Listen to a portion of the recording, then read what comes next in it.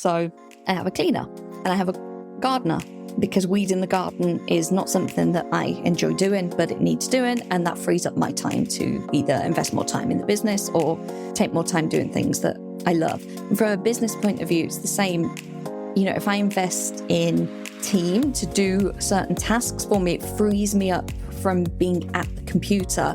And it means maybe I can take an extra day a week where I take more clients, or I can do more big picture thinking. So freedom as a value is a really great one for me to filter through. Hello, welcome back to the Ambitious Introvert Podcast. I'm Emma-Louise, and it is the Ask Me Anything August edition. As I talked about through the episodes last month, I wanted to do a more collaborative episode. So I opened up the floor to you guys to send in any of your questions or queries or anything you would maybe like coaching around, or anything you would like to know about my introversion, energy, how I run my business, basically anything. I gave you full reign.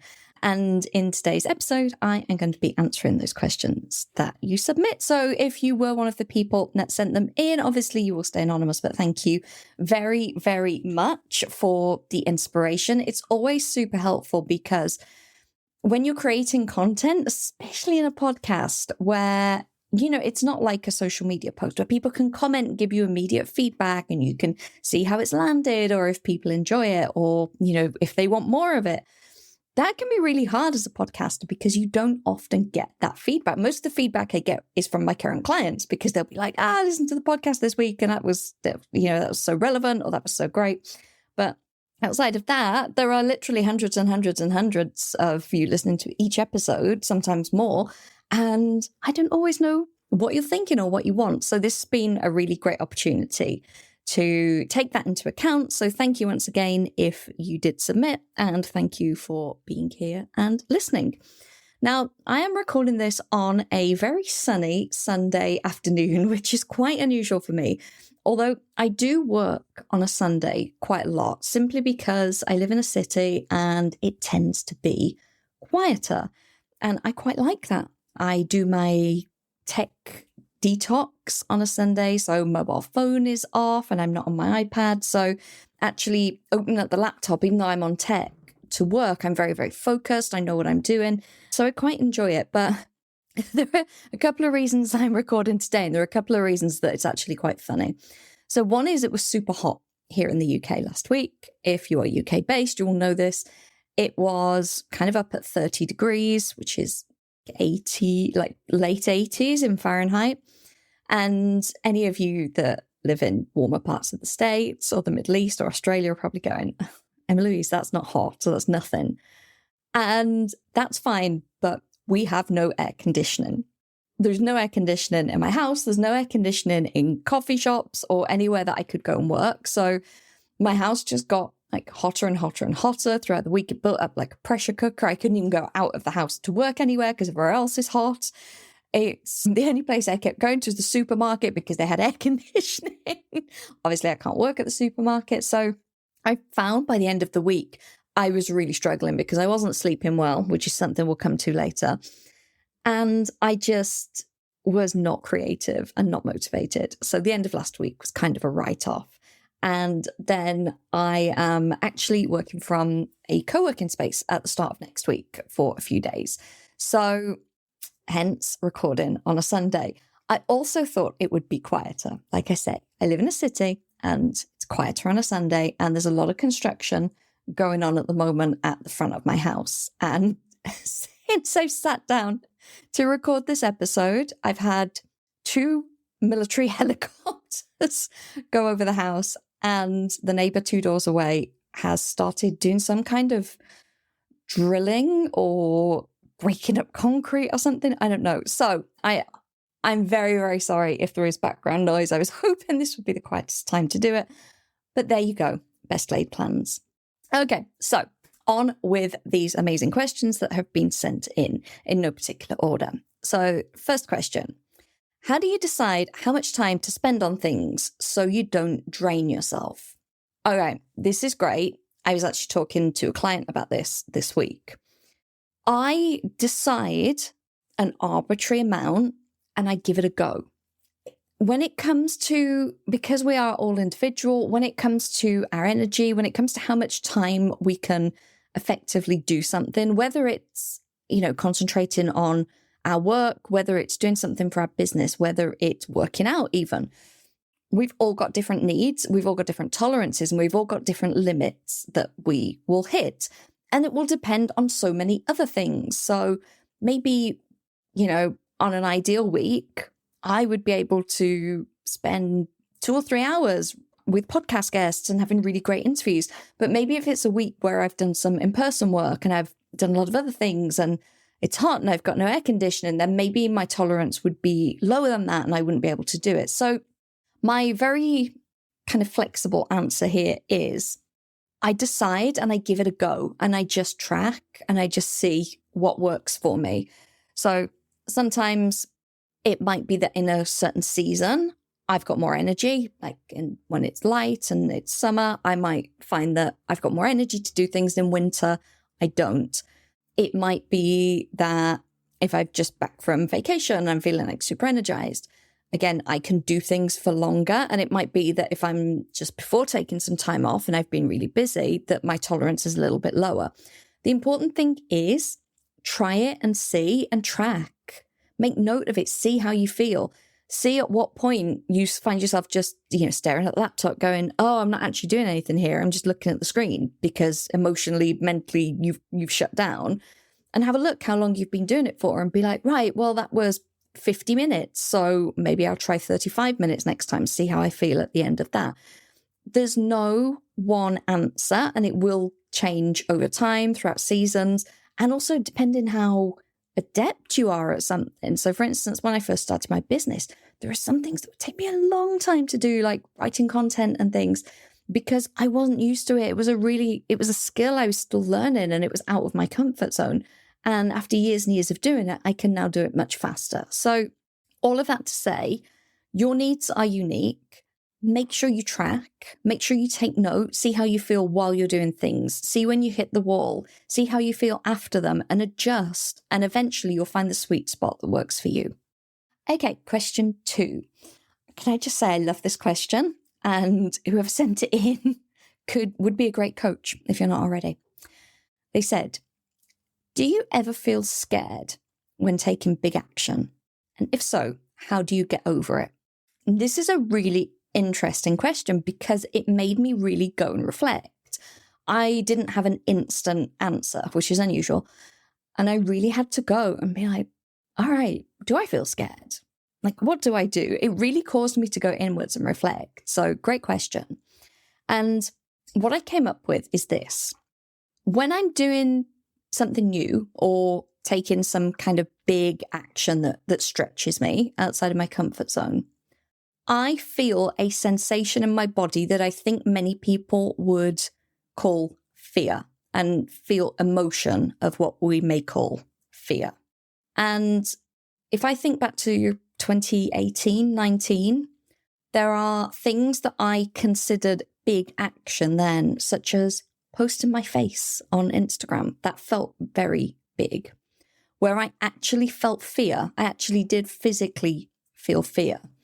Now, I think with all of the work I've done and the awareness I have, I still feel that when I'm doing something new or different or uncomfortable or challenging, but I don't think of it as fear. I now recognize that it's because I'm doing something different or new or challenging. I'm not actually scared. There's just a chemical reaction going on in my brain, in my physiology that makes me feel that way. But I've taken action so many times. I've done so many things now that I'm able to go, yeah, this is the uncomfortable feeling that I get when I'm doing it. So there you go. And that really neutralizes it, because if I lean into, oh, this is fear, I'm scared, I feel really scared, it's going to be harder for me to take that action. And it's also not great for our nervous system, right? To be in that, feeling that fear all the time over things that aren't actually scary. It's like the being chased by a tiger thing. So yes, I do, but I don't consider it as scared. I just recognize that that's how our brain and body works as we do things that are new and different. And when I feel that feeling, I recognize why. It's not because what I'm doing is bad or wrong or I shouldn't be doing it. It's because it's different and my body's trying to keep me safe. So it's trying to give me a little like, you sure about this? And I am sure about it. So how I get over it is simply by reframing it in that way and by understanding like, yeah, of course, feel like this. This makes sense. Felt like this before when I've done 10 other things. Okay, like it's just a reaction in my body and it doesn't actually mean anything. So that is how I guess, get over it. So I hope that answers your question. All right, question 3. I recently read Get Rich, Lucky Bitch by Denise Duffield Thomas. Okay, great book. If anyone listening doesn't know this book, it's one of the kind of most popular money mindset books. So it's primarily aimed at women, as you can probably guess from the title. And I would highly recommend reading it. It's quite, I don't want to say basic, it's foundational. It's like foundational money mindset knowledge. So if you are someone that's looking to earn more money or create your own money or just change your relationship with how you think about money, it's a really, really great book. So this person recently read the book. And for being more open to more abundance, she suggests upgrading certain items you buy regularly, like groceries. I'm struggling to decide what to upgrade and wondered how you choose what to spend money on and where to save or cut back. Okay, yeah. So in the book, she tries to get people out of this scarcity mindset and this feeling of not having enough or always having to cut back and always having to worry by starting to upgrade small items. I think she says like groceries, like if you were going to buy the store brand tin tomatoes, then buy the fancy organic brand instead, because likely you may be able to do that for 1 or 2 items and it's not going to have a massive impact on your budget. So that's what she talks about in the book. So what do I decide? How do I choose what to spend money on and where to save or cut back? So I would say the answer to this is twofold. And I'm thinking of this as a business and I'm thinking of it in personal finances as well. As a business, I choose where to reinvest profits based on what I'm looking to achieve in probably the next 6 to 18 months. So I've got that vision of what I want to be happening at that time. And I reverse engineer it to think, well, what do I need to be either learning or investing in, or, what team do I need to be bringing on board, or what do I need to be, spending money on cementing now so that I can have that result in that time when I want it. Another way I would choose how to spend money in the business if it was going to solve a problem. So let's say, like, just example off the top of my head, let's say I was running ads and they weren't converting, then I might bring in an ad specialist and spend money because they're going to solve a problem that ultimately, I'm not a specialist at. So in the business, it's always looking at, it's not very often a reactive choice. It's usually planned out months in advance. And I've usually got a good idea what a next investment would be because I know what it means for the long-term growth of the business. And in personal finance, this is this is a great question because it made me think. I tend to be really intentional with what I spend based on my values. So if anyone doesn't know their values or they haven't done any kind of exercise that really hones in on them for any time soon, I would always recommend this. I'd recommend doing it at least once a year, maybe twice even. So you can just Google values elicitation. It will give you examples of how to do it so that you can really craft your top. I like to use 3. Some people use 4 or 5 values. And your values are a great way to make decisions. It's a great filter to run all of your decisions through, especially with something like money, because there are so many places that we could spend. Money for a lot of people is something that they have to apportion carefully to make sure that they are making the most of it. So for me, it would come back to my values. So for instance, one of my values is freedom.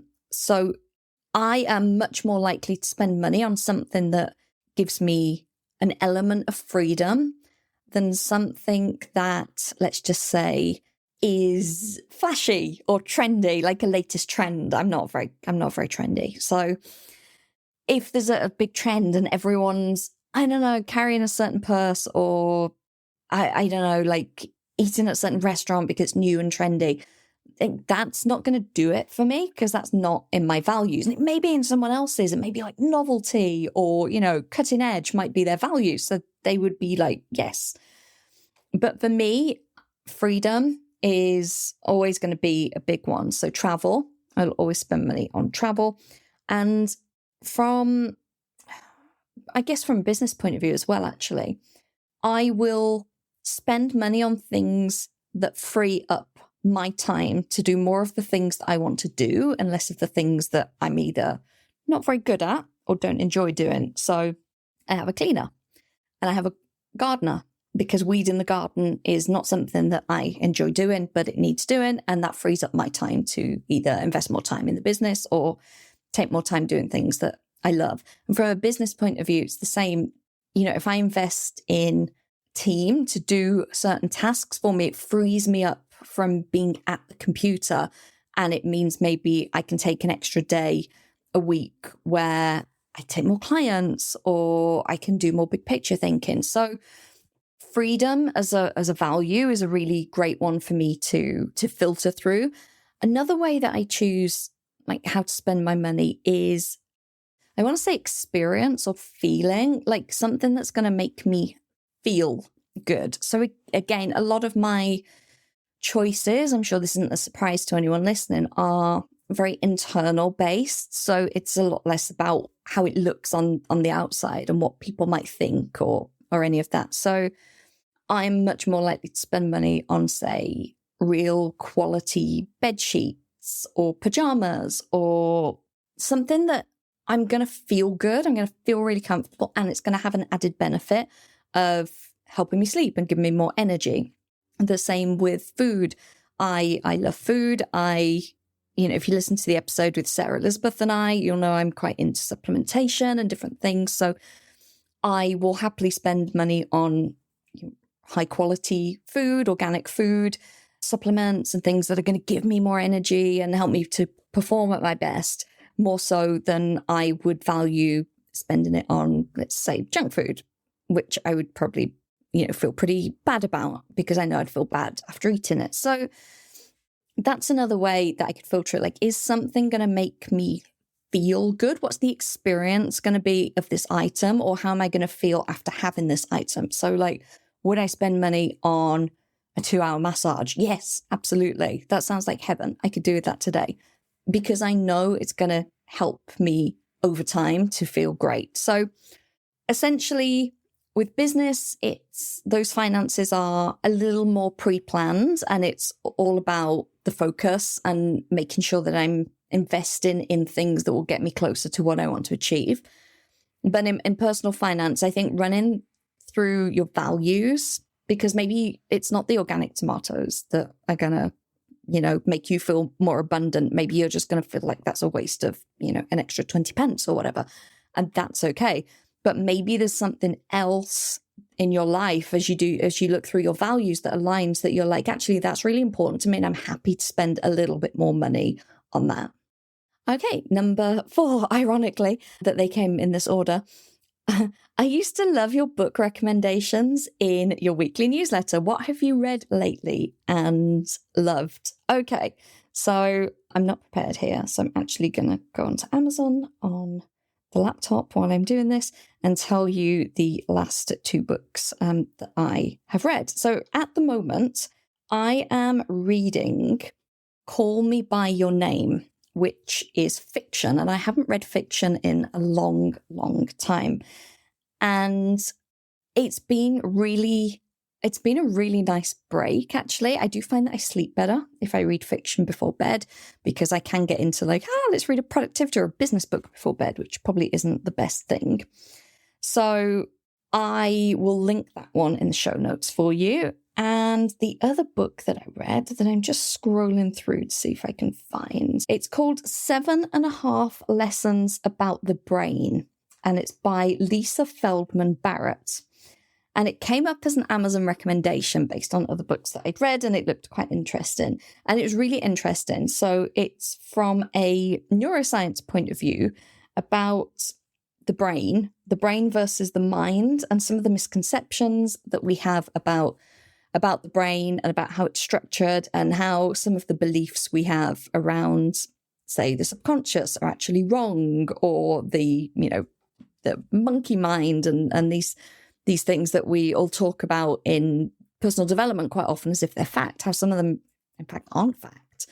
And some of the things that they're only just starting to discover about the brain, and why the bit that I found particularly interesting, because I've always wondered about this, is why humans are born basically useless for like the first couple of years of their life, and other animals are born and within like an hour they're up and walking around and feeding themselves. And a lot of that is to do with the complexity of our brain. So that was really interesting too. So I will link both of those in the show notes. Those are my two big recommendations from the last few weeks. Okay, next question. I struggle with priorities. I have a day job where I have lots of direction and I'm highly productive. But in growing my side business, I spend a lot of time feeling lost and indecisive. Any advice? Yes, I do have advice. That's one of the biggest things I think with anyone starting a business, is when we've been in a job and we feel like we've got those time limits, or we've got someone watching us, or we're accountable to a team or a manager, that we get things done. And when we start something like a side hustle, there's no one watching over you and there's no time limit. And it can go one of two ways. People can do way too much and like almost burn themselves out because they want to work on it until like 2 a.m. every morning, or they don't actually get that much done because there's a lack of structure and there's a lack of accountability. So the first thing I'm going to say, I'll come back to priorities, but the first thing I would say is, do you have some structure? Because if you are doing it when you feel like it, that will be very challenging, because you essentially treating it like a hobby, which it kind of is when you're building it. But you also need to give it the priority as a business. So for some people, they can work on their business every day alongside a job. For some people, that's not possible because they've got a commute and a family. So maybe they have 2 or 3 hours each week in a block that they can work on their business.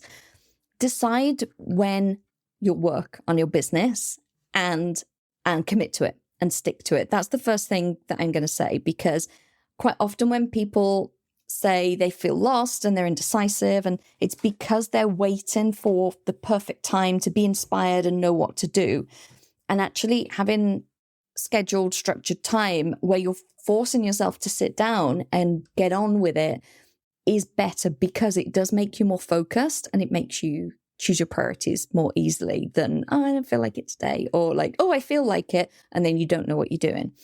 So I don't really have the full context here, but struggling with priorities and saying like you feel lost and indecisive with the business building, try to identify what is the most important thing that you need right now in that business.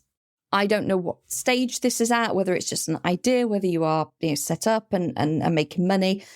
So try and identify, do you have a knowledge gap, first of all, where actually it would benefit you from maybe taking a course or a program or a workshop or learning from a mentor or something, that if you're lost because you're like, I don't actually know what to do now, and there are like 10 million things I could be doing, I don't know which one it is, then you're going to be wasting a lot of time and energy. And actually getting that kind of, again, structure in either obtaining knowledge or mentorship could really help you. When you are feeling indecisive, I'm guessing that means indecisive, I hope I'm right with this, indecisive around what to do, because you could be sitting down thinking, well, so much, I could be writing an email, or I could be writing a social media post, or I could be making connections, or I could be networking. So again, I think it's looking at what stage of business are you at and what is the most important thing to you right now. Is it brand awareness? Is it growing an email list? Is it getting your first paying client? Is it building a network of people that are in a similar industry, or, with an audience that would be similar to yours? Is it making connections with people in corporate with HR departments, because what you offer, is it some kind of consulting, or actually what you offer is going to be beneficial to them? So it's really going to depend on that. But I would say focus on that one area. Try and distill down, like, what do I need to do?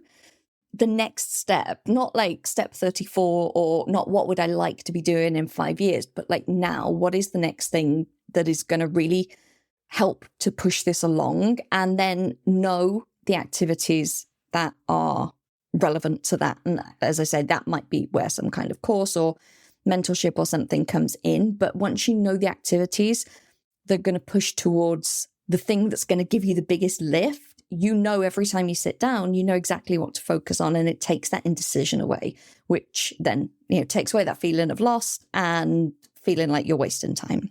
I really hope that answers your question.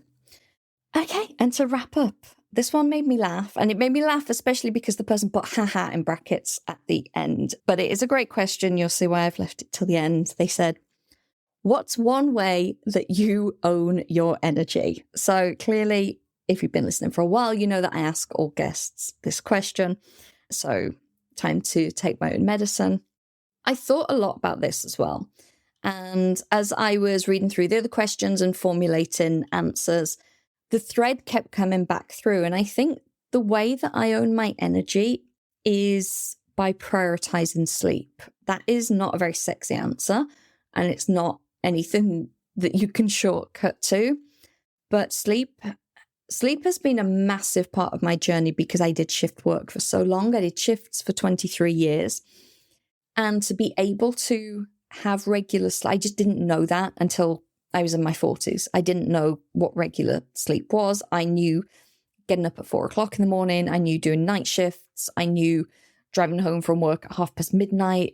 I just didn't know a consistent regular sleep schedule. But I understood the importance of it because I was already on this personal development journey. So I would say prioritizing sleep, and I do that a number of ways. I track my sleep with my Aura Ring, which I've talked about before. I have blackout blinds. I have earplugs available in case it's noisy because I'm in the city. I don't have screens. I don't have TV in the bedroom. Sometimes I will use the iPad, but I've got blue blocking glasses to make sure I sleep well. I do some kind of yoga or stretching or meditation or something before I go to sleep every night. I have, I guess, a good routine around that. So I'll, do skincare, and I brush my teeth, and then I do some stretching, and then I read every night before I go to sleep. So I read in bed. I have a Kindle. I turn the backlight off.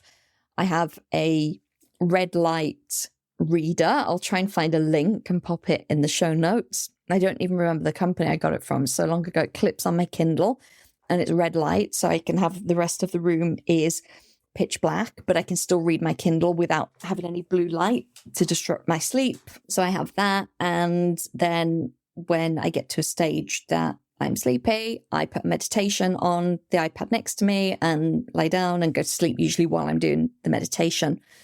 I really regularly flip my mattress. I have linen bedding, which is an odd choice because some people find it quite rough, which it can be after it's just been washed.